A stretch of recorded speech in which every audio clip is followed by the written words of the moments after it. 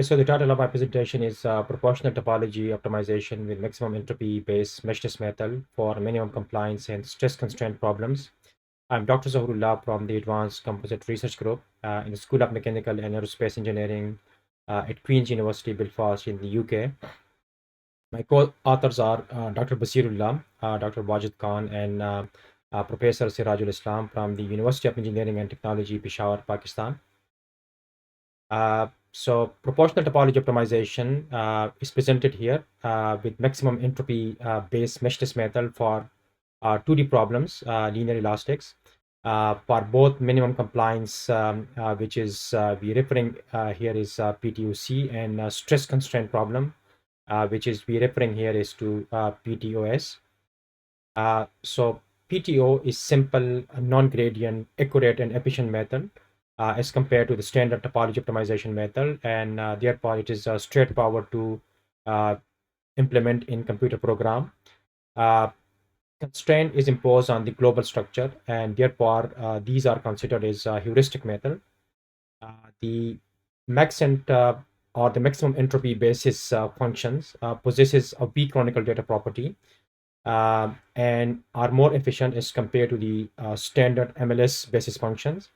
And due to this weak canonical data property, it allowed to impose the essential boundary condition the way we do in FEM. And the Young modulus for each background cell is calculated using the modified SIM method. And we are using the open source preprocessor qubit to construct and discretize the complex geometries. Now, the element-free Galericon method was proposed by Bilichko in 1994, and he used MLS basis function, which do not possess weak canonical data property, and therefore the essential boundary condition were implemented using Lagrange multipliers. In the maximum entropy based meshless methods, which was proposed by Sukumar and Arroyo. So these shape function or basis function possesses a weak canonical data property on the boundary, and therefore we can impose the boundary condition the way we do in FEM. So the discretized system of equation is similar to the finite element analysis in the maximum entropy mesh test method. So K here is the global stiffness matrix, and then the F is the force vector, which we can calculate from the traction and the body load here. The maximum entropy shape function or basis function are calculated using this equation here, where Zi is calculated using this equation, where W is the weight function, lambda 1 and lambda 2 are Lagrange multipliers, and Xi and Yi are the shifted coordinates. Z is calculated from this equation here. So Lagrange multipliers are calculated by minimizing this function here, where this F is just log of this Z. Now the stress constraint topology optimization. So first we will start with the stress constraint. So we call this PTOS. So PTOS search for the optimal design by minimizing the available material or volume fraction for constraining the stress to user defined limit. So this is the main equation here, that we have to minimize the volume, and these are the constraints. So the equilibrium condition, the condition on the stress, and then the density is between 0 and 1. And we are using here the modified SIM method to calculate the Young modulus for each background cell, and then we calculate the stress at the center of each background cell, and then from the stress tensor we calculate the von Mises stress, which is by using this equation here. And the convergence criteria for the PTOS is just the maximum von Mises stress minus sigma l is equal to eta, and eta is a small number here. And if the maximum von Mises stress is greater than the user defined limit, then we add material, otherwise we remove material using this equation here. So Tm is the target material, Cm is the current material, and Mm is the move material here. And we calculate the move material using this equation here. So 0.001 into the NBC, which is the number of background cells. And then material is assigned proportionally to the one measure stress using this equation here. So Rm here is the remaining material, and sigma Vm is the one measure stress for each background cell. So if the one measure stress is high, we add more material, and then Rm here is the remaining material, which you can calculate from the target material minus the actual material. And Q here is the degree of proportionality, which is a parameter here, and we can change Q to vary this equation. Finally, we also use the density filter using this equation here. So W is the sort of weight function, which is we are using a cone type of weight function here. And finally, the density in the current optimization iteration for each background cell is linearly blended with the density of the same background cell in the previous optimization iteration using this equation here. So rho I previous is the density in the previous iteration, and rho I opt is the current density. So we are using this alpha. So alpha is what we call is the blending parameter here.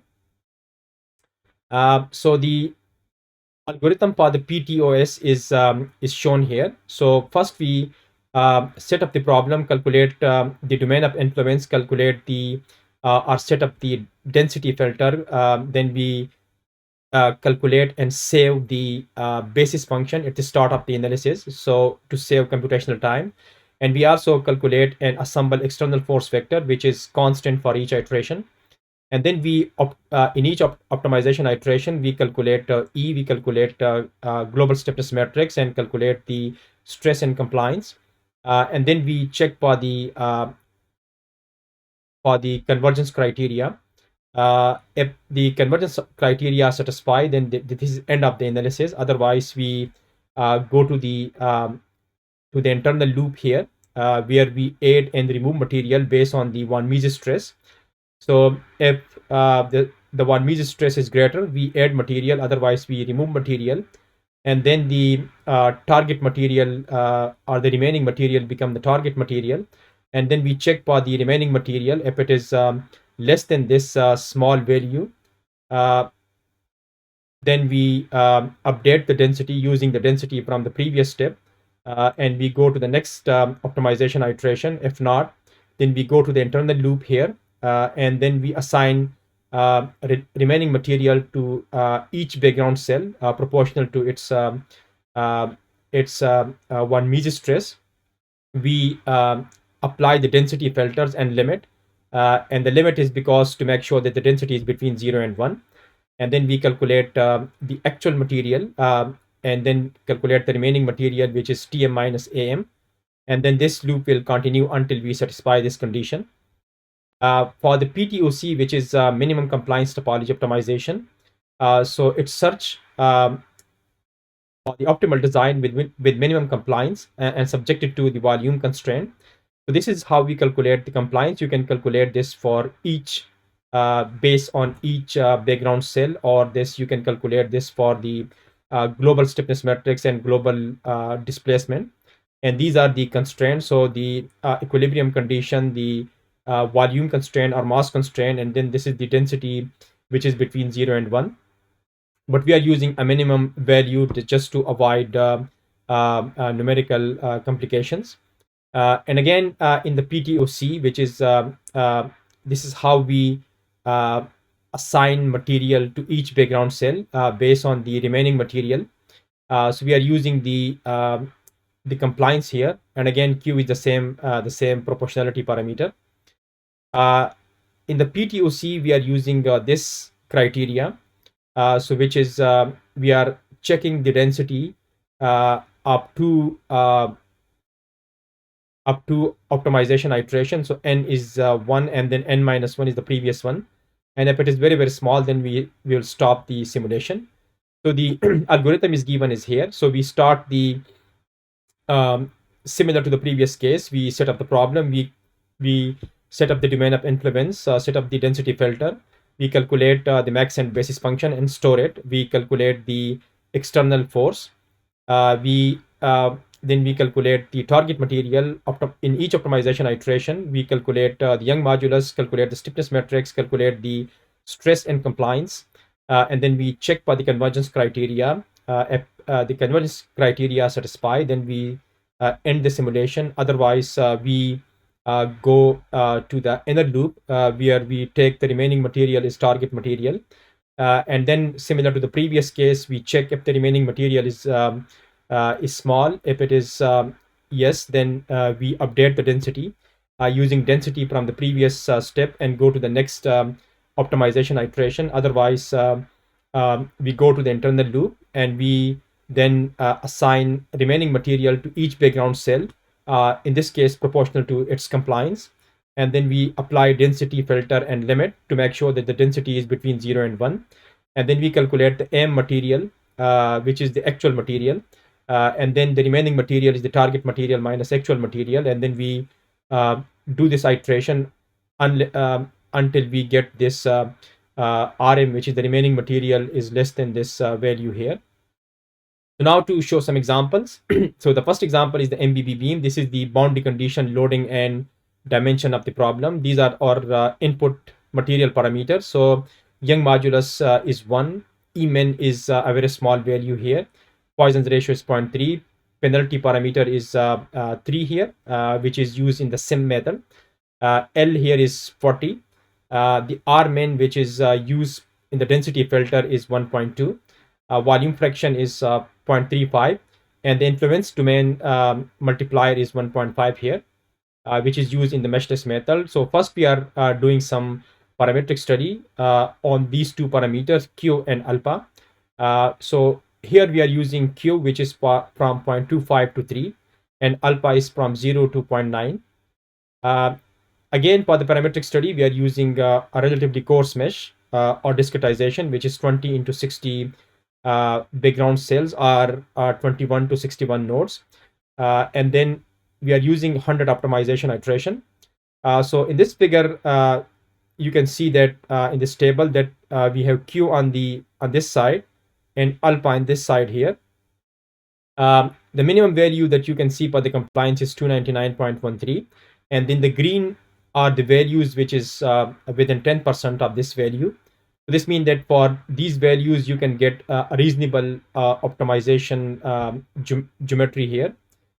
So in this figure here, we are plotting all the values from 0.4 to 0.9 with the alpha, and then the parameter Q is from 0 to 3.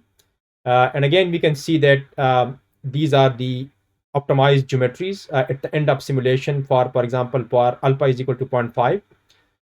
And then we can also see the optimized geometry for the end of simulation for these different alphas here. So for alpha is equal to 0.5 and Q is equal to 0.5, 0.75, 1.25, and 1.5, which is these values here. It gives expected optimized geometries, which is you can see here. But for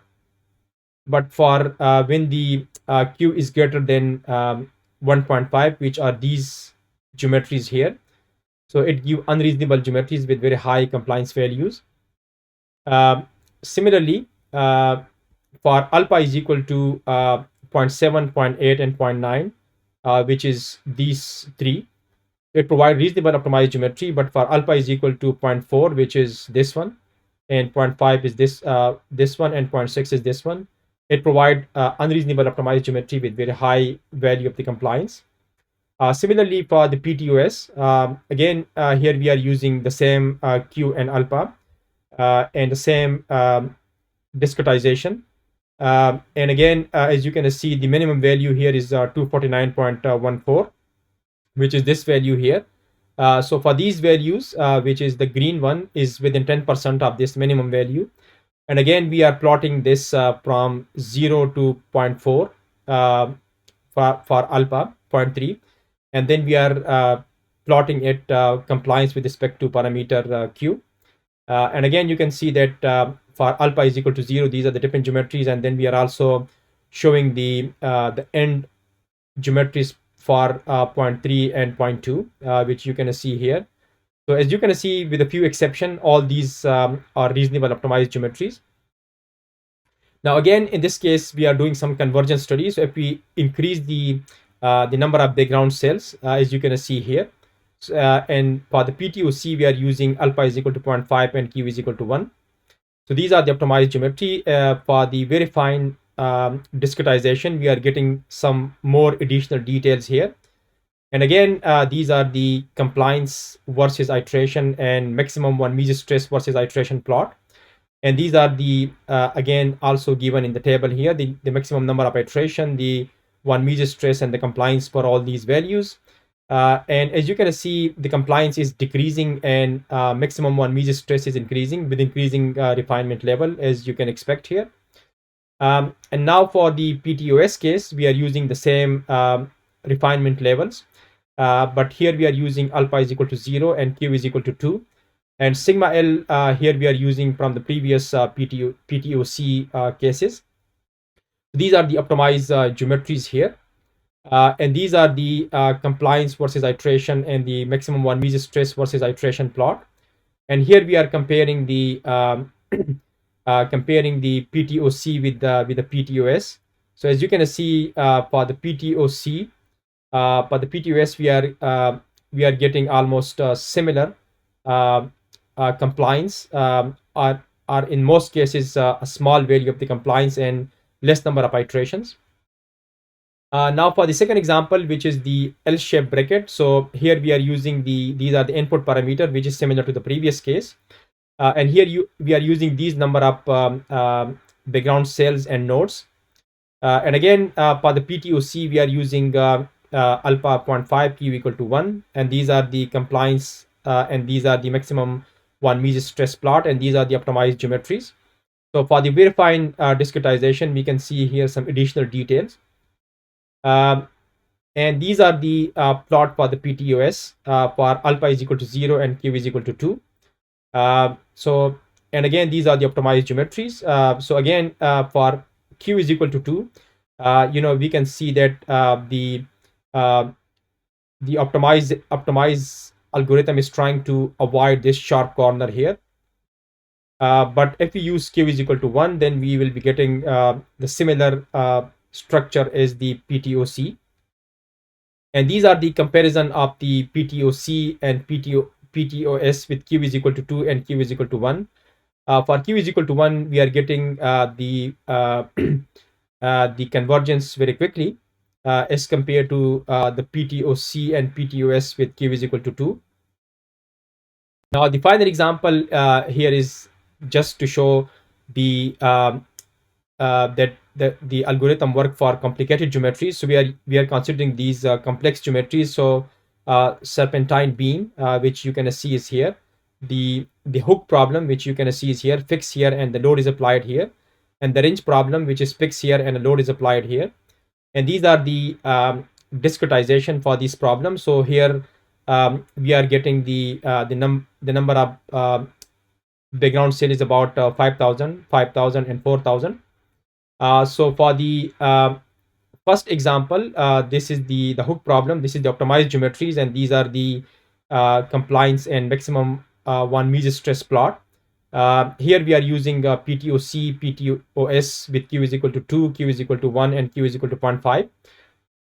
Similarly, we are doing the same for the serpentine beam. For Q is equal to 2, we are getting some sort of like a fluctuation in the plots.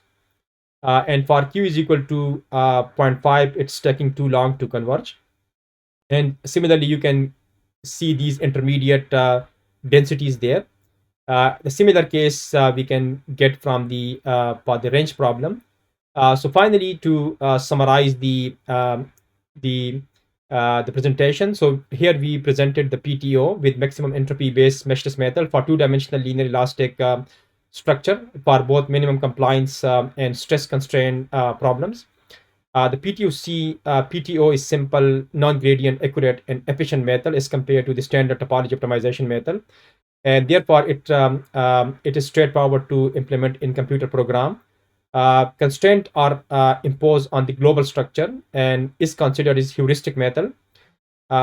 The maximum entropy basis function possesses weak canonical data property and are more efficient as compared to the standard MLS. The max and basis function and special derivatives are calculated only once at the startup simulation to improve the computational efficiency. And then at the end, we show a variety of numerical examples with both simple and complex geometries and structural and unstructured discretization to show that accuracy, efficiency, and robustness of the both PTOC and PTOS algorithms. So thank you very much for your attention.